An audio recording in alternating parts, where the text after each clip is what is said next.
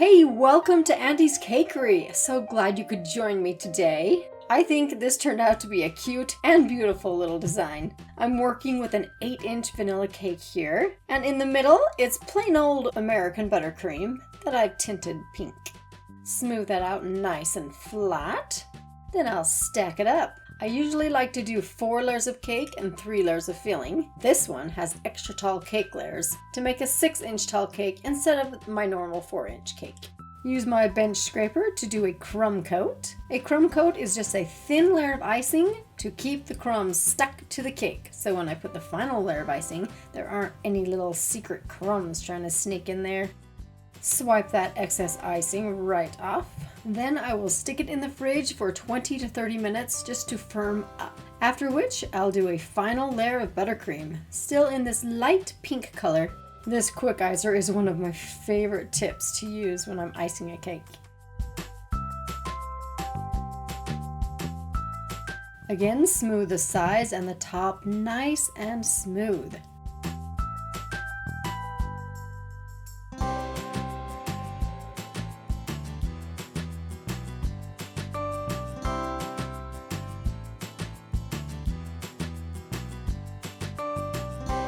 My little bench scraper wasn't quite tall enough, so I had to switch to my Wilton one. I don't like it as well, but it does the job. Again, I'm carefully smoothing that icing toward the center. See this little corner edger? I made it myself, and I love it. It works so well.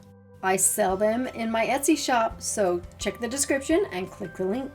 And again, I will stick it in the fridge to firm up that icing before I start my favorite part, the decorating. I'm starting with one of my favorite serrated tips in number 199. I'll do a simple shell border right around the bottom. I have an interesting little story about this cake. The customer sent me an inspiration photo, which looked like it was generated by AI, but I do my best to replicate their idea. But I decided to take some artistic interpretation and spruce up this cake with a little more piping, which in the end turned out to be a bad idea. And I'll tell you why in just a moment.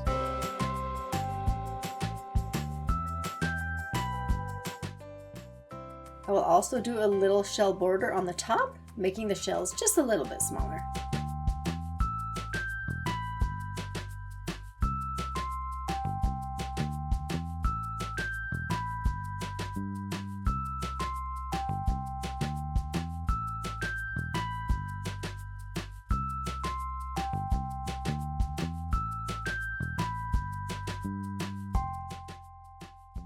Then I will switch to a number 18 star tip and make little scrolls right along those shells.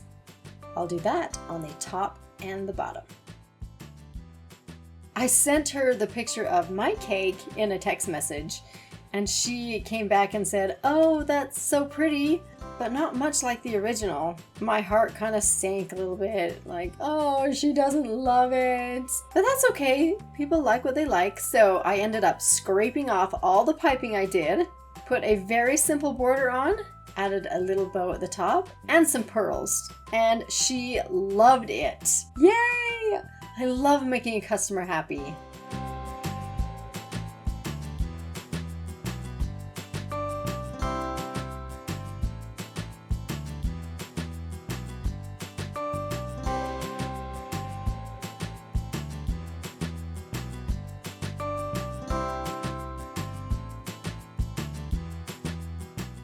And this little design is what makes the cake so cute.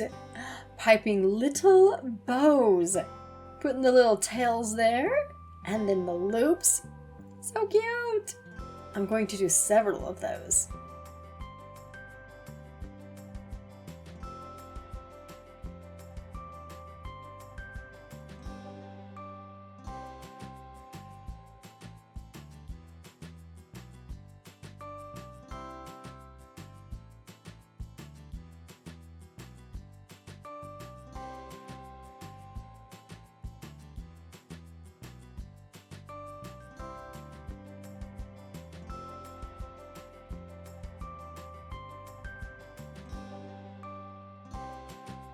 So here's the inspiration photo that the customer wanted. Here's what it looked like after, and here's the cake I made.